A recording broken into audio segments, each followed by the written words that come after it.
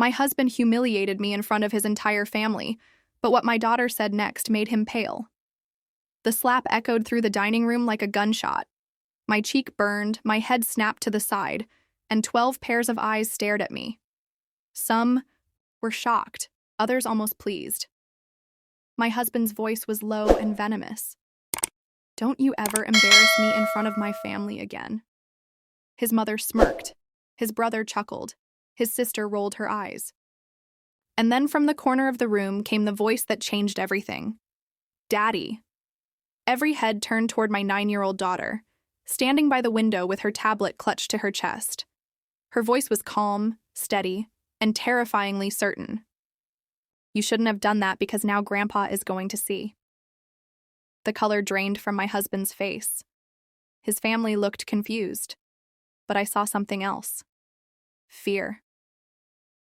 "What are you talking about?" he demanded, his voice cracking. "I've been recording you," she said, tilting her head. "Everything for weeks, and I sent it all to Grandpa this morning." The room went dead violent. My husband's family shifted uncomfortably. His confident sneer was gone. 3 weeks earlier, she told me it was for a school project on family dynamics. I didn't realize she was building a case against him. Every cruel insult, every shove, every time he made me flinch, she caught it on video. She was careful, hiding, her tablet behind books, propping it on the counter. I begged her to stop. She only said, "Someone has to protect us." Today, Thanksgiving, his family had been relentless, tearing me down with fake smiles and sharper words. "Maxwell really married down," his mother had said sweetly. He just laughed. "They called me stupid, unambitious, lucky he put up with me, and every time I looked at my daughter, she was holding that tablet recording." The breaking point came when I defended myself. He stood towering over me and hit me right there. "Now," my daughter's words hung in the air. "I sent it all to Grandpa." They didn't know. Grandpa wasn't just Grandpa. He was a retired military colonel. And when he said he'd protect us, he meant it. "You wouldn't dare." My husband began stepping toward her. She didn't move. I would. And it's all backed up. Grandpa's phone, the cloud, the police tip line. And that's when we heard it. Engines. In the driveway, heavy boots on the porch. The front door swung open, and there he was, my father. 2 officers stood behind him. He took in my swollen cheek, my husband's face, my daughter standing between us like a soldier. "Sit down," he told, my husband. And he did. One of the officers laid a folder on the table. "We've reviewed all the evidence, video, audio, medical records. You're being served with a restraining order. You're leaving this house tonight." "This is my house," my husband shouted. "Not anymore," the officer said. "Your wife has temporary exclusive occupancy." His family went pale. One by one they left. No goodbyes. No defense. Just shame. My father turned to us. "Pack a bag. You're coming home with me." As I walked past my husband, he whispered, "Please, I can change." Before I could answer, my daughter spoke for me. Her voice steady. "Final. Fathers protect their families." The slap echoed through the dining room like a gunshot. My cheek burned as my head snapped sideways, and 12 pairs of eyes fell upon me. Some faces were shocked, others almost pleased. My husband's voice, low and venomous, cut the silence. "Don't you ever embarrass me in front of my family again." His mother smirked, his brother chuckled, his sister rolled her eyes. And then from the corner came a voice that changed everything. "Daddy." Every head turned toward my 9-year-old daughter standing by the window, clutching her tablet to her chest. Her voice was calm, steady, and terrifyingly certain. "You shouldn't have done that because now Grandpa is going to see." The color drained from my husband's face.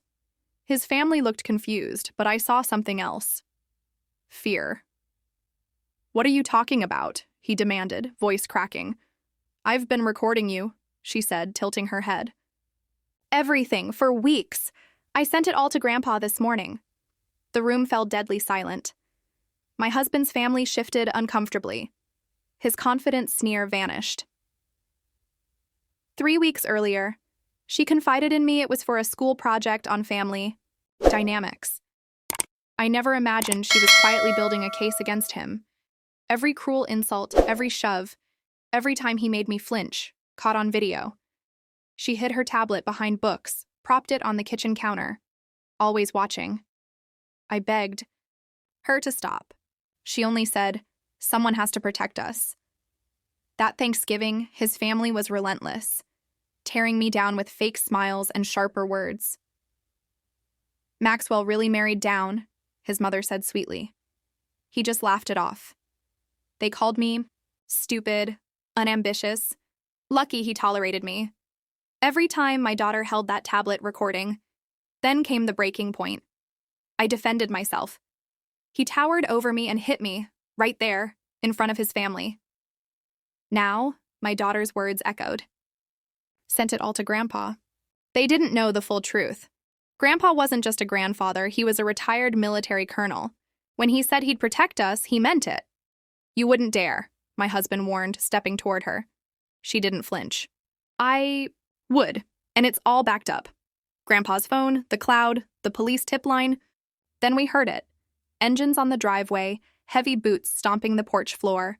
The front door swung open. There he stood, my father, flanked by 2 police officers.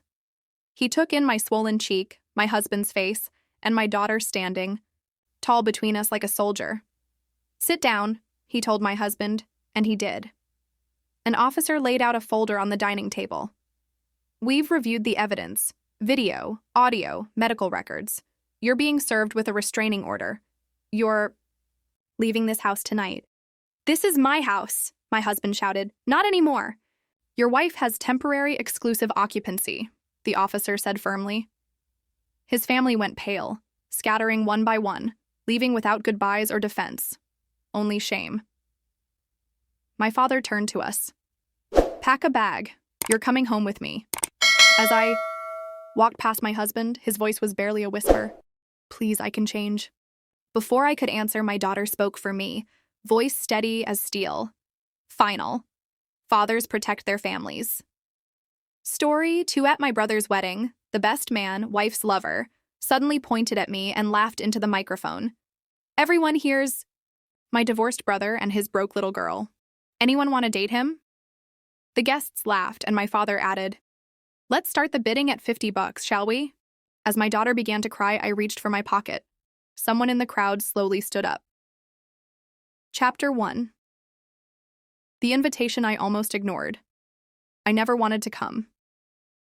The ivory envelope with gold calligraphy had sat unopened on my kitchen counter for 2 weeks. It smelled faintly of expensive cologne and entitlement, just like my brother Evan. "Mr. and Miss Dawson are cordially invited to celebrate the union of Evan Dawson and Camille Gray," it read when I finally opened it. "No, we'd love to have you there." No personal note, just pure formality. It felt less like an invitation and more like a reminder. "You're not part of this family anymore, but here's your seat at the back just to rub it in." But I went anyway for my daughter Emma. She was 11, too young to understand the layers of betrayal, the politics, the whispered insults disguised as jokes. But she knew she had cousins, an uncle, a grandfather, and a mother who'd left us both. Then ran straight into my brother's arms. Yes, Evan's best man Tyler was also my ex-wife's lover. And their little secret, everyone in my family had known before I did. But today wasn't about me or them. Emma wore her favorite yellow dress, hair, and curls, clutching the small present she'd insisted on bringing. "For Uncle Evan," she said, sweetly. And so we went. We walked into the venue together, her smile radiant, mind practiced. I tried to tell myself we just sit quietly, eat dinner, say congratulations, and leave. But I should have known. People like Evan don't just want to win. They want to humiliate you along the way. Chapter 2. The toast that burned everything. The venue was extravagant. Marble pillars, imported orchids, and chandeliers so bright they made you forget how cold the people inside could be. Emma held my hand tighter as we entered the reception hall. Every eye that turned our way seemed to linger, not in welcome, but in amusement. Whispers followed us like shadows. I spotted my parents near the head table. My mother's face tightened the moment she saw me, like I was an inconvenient footnote in the fairy tale they were living. My father didn't even nod, just turned to refill his champagne glass. We were seated at table 18, far from the center near the exit. Between an elderly aunt and a vendor, Evan had clearly forgotten to tip. But Emma didn't mind. She was too busy admiring the cake and the flowers and the violinist playing soft classics in the background. That was all that mattered to me, her smile. Then came the moment that shifted everything. The lights dimmed, glasses clinked, a spotlight landed on the head table. Tyler, the best man and the man my ex-wife had chosen over me, stood holding the mic with a smirk. "Ladies and gentlemen," he began, swaying slightly with the confidence only someone arrogant or drunk could muster. "I've known Evan for years and I've seen him conquer the world. But today, I've also seen him do the impossible. He got married and willingly signed a prenup." Laughter. He let it die down before continuing. "And speaking of miracles, look who showed up." The mic turned toward our table. The spotlight followed. "Everyone say hi to my divorced brother and his broke little girl. Anyone want to date him? He's available. Discounted." The room erupted in laughter. It was cruel, loud, merciless. And then my father raised his glass and chuckled into his mic. "Let's start the bidding at $50, shall we?" That's when I heard it. The sound that shattered me. Emma, my daughter, was crying, her head bowed, cheeks red, tiny hands trembling in her lap. I reached for her instinctively, but then I paused. Instead, I reached into my jacket pocket because this was no longer just a wedding. This was war, and someone in the crowd was standing up. Chapter 3. The guest. They didn't expect. The room fell into a hush as the figure stood. At first, no one recognized him. Dressed in a charcoal suit, no tie, posture like a blade. But when he took a step forward, the silence deepened. It was Mr. Grayson Wells, Chief Executive Officer of Wells Tech Industries, one of the most feared corporate negotiators in the country, the man whose name alone shifted markets, and more importantly, my mentor, investor, and friend. Evan's smirk twitched. My father's glass froze halfway to his lips. Mr. Wells didn't look at them. He looked straight at Emma, who was still wiping her tears with trembling fingers. He walked up to her gently. "Miss Emma," he said softly, offering her a handkerchief. "Anyone who dares humiliate your father in public like this has no idea who they're dealing with." He turned to face the crowd. "Good evening," he said, now taking the mic from the shocked event host. "I wasn't planning to speak, but I believe now is the perfect moment to address something more meaningful than overpriced vows and undercooked steak." Nervous laughter rippled through the room. He continued, "For those of you who don't know, this man," he pointed to me, "is the reason Wells' newest green energy division even exists. While his ex-wife and family were mocking him, he was silently building a future that now powers over 400,000 homes." Gasps. A few murmurs. Someone dropped a fork. "But more than that," he added, turning slightly. "He's the kind of man who raises a child with grace, not greed, dignity, not dollars. And while your family laughed at him, he was busy becoming a partner in one of the biggest tech buyouts in state history." He reached into his coat pocket and pulled out an envelope. Inside it was a contract marked with both our signatures and the Wellsty corporate seal. I didn't need to say a word. Mr. Wells was doing it for me. "This man," he continued, raising the contract high, "is now worth more than everyone on this guest list combined." And he still showed up, still smiled, still kept his daughter calm until your little circus act tried to crush her spirit. He paused, letting the weight of that truth sink in. "I won't stay for dessert." But before I go, he handed the mic back to the stunned host and turned to me, placing a firm hand on my shoulder. "It's time." I nodded, and as I walked toward the stage, my father stumbled to stand, red-faced. My brother's bride was whispering urgently to her mother. Tyler, the best man, looked like he'd seen a ghost. I took a deep breath and opened the small velvet box I had brought. Inside was a USB drive. I plugged it into the projector behind the DJ booth and said calmly into the mic, "Let's show the real slideshow, shall we?" Chapter 4. The USB drive that destroyed the illusion. The projector clicked to life. The screen behind the newlyweds, still frozen in awkward smiles, flickered, and the first image appeared. A photo not of me, not of Emma, but of Tyler, the best man, shirtless, tangled in sheets with my ex-wife. Their faces visible, unmistakable, time-stamped, geotagged, several dates, several cities. The crowd gasped, but that was just the beginning. Slide 2. Tyler entering a hotel suite, my wife, already inside lingerie. Slide 3. A screenshot of a message thread. Tyler, don't worry. He still thinks we're just friends. Idiot even asked me to be his best man. Slide 4. A paternity test. Proof that Emma, my daughter, was biologically mine, despite the rumors. They'd tried to circulate that I wasn't her real father. The slideshow continued. A voice recording next. I'd boosted the audio. Tyler and my ex-wife drunk and laughing. Tyler, he's gonna sit in the back of the wedding like a sad little loser. Man doesn't even know his family is done with him. My ex-wife. Let him watch. Us from the corner where he belongs. He'll probably cry, and my sister will get it on video. The room was no longer silent. It was buzzing with rage. Whispers, gasps, phones recording. My father tried to unplug the system, but Mr. Wells blocked. Him? I wouldn't, he said coldly. Touch that cable and I'll pull funding from your son's mortgage bank. Believe me, I can. My brother, now sweating through his tux, stood up. Turn it off, he barked. But I wasn't done because the next slide, emails from my brother to my ex-wife, discussing how to leverage me into signing over our late mother's lake house. Convince him he's nothing. One line read, shame him publicly at my wedding if you have to. Then he'll fold. He always does. Slide after slide exposed their lies, their cruelty, their greed. My ex-mother-in-law fainted, literally.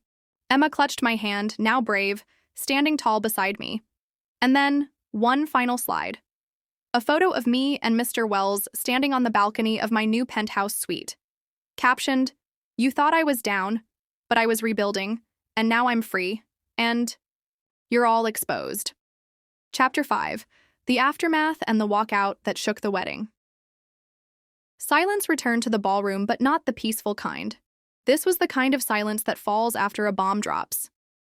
People sat stiff, uncomfortable in their suits and dresses, unsure whether to look at me at my daughter or the burning embarrassment smeared across my brother's and Tyler's faces. Emma leaned in and whispered, Daddy, can we go now?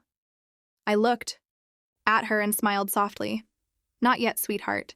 You deserve to see what respect looks like. I stepped forward toward the stage where my brother still stood trying to mask the collapse of his world behind clenched teeth. To the guests, I said into the mic, my voice calm but unshakable. I sincerely apologized for the interruption, but after being mocked, ridiculed, and lied about in front of my child, I figured the truth deserves some stage time too. I turned toward my brother. You once said I always liked staying in the background. That's true. I stayed in the background while you stole from me, while you slept with my wife, while you made jokes about me behind my back, while you tried to break a little girl's spirit. But not anymore. I gestured toward Mr. Wells, who gave a small nod. You see, I sold my tech firm last year, I continued. Not that any of you asked how I was doing. I'm not broke. I'm retired. The lake house signed into a private trust for my daughter, my ex-wife, now being sued for defamation. And that recording you all heard, admissible evidence.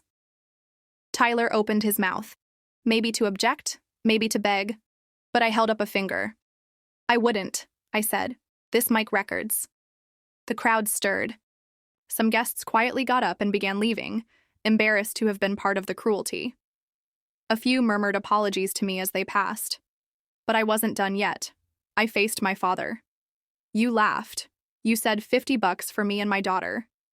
You, of all people, should have known better. I may have been silent, but I never stopped watching. And now everyone's seen who you really are. He tried to wave it off like a joke. Come on, son. It was just, don't call me son, I said firmly. From this day forward, you are not family to me. Neither of you are. I looked at my daughter and extended my hand. Let's go. We walked down the center aisle, hand in hand, past gasps and lowered eyes. But just before I reached the doors, I turned one last time. "Oh, and brother," I called out, "you might want to talk to your bride. I think she should know about the third woman you've been sleeping with." His face drained of all color. His new wife's face twisted into confusion, then horror. And with that, we walked out. Chapter 6. The final blow. What happened? Months later, 3 months passed. Autumn had begun to roll in, painting the trees in shades of orange and gold. Emma and I had settled into our quiet lakeside home, far from the city, far from the noise. She was doing better now, happier, safe, healing. But the fallout from that wedding was far from over. It started with a headline: CEO caught in scandal. Wedding audio leak sparks shareholder investigation. Apparently, the mic had been recording. A friend who worked for the event staff had discreetly uploaded the entire confrontation. The clip went viral. Millions watched my daughter cry. Millions heard the slurs, the laughter, the mockery, and the silence that followed as I tore them all down with calm precision. My father's company tanked. Investors withdrew. PR firms dropped them. Lawsuits followed. The board forced him to resign within weeks. My brother tried to lay low, but when news of his affairs surfaced, so did his wife's divorce petition, citing fraud and emotional abuse. She took half his assets and moved to Europe. Tyler fired. His workplace didn't appreciate being associated with a man who mocked a child. Turns out he'd been embezzling funds anyway, so now he faced criminal charges. And my ex-wife? Oh, she tried to apologize. Dozens of voicemails, letters, even a visit to my office, but security turned her away. When the courts ruled in my favor and granted me full custody, she broke down in the hallway and screamed, "You've ruined me!" I didn't respond, just held my daughter's hand and walked away. A few weeks later, I received an email from a well-known speaker agency. "We saw the clip. We think your story of dignity, quiet strength, and standing up for what's right needs to be heard. Would you consider speaking at our annual leadership summit?" I showed the email to Emma. She smiled and said, "You should do it, Dad.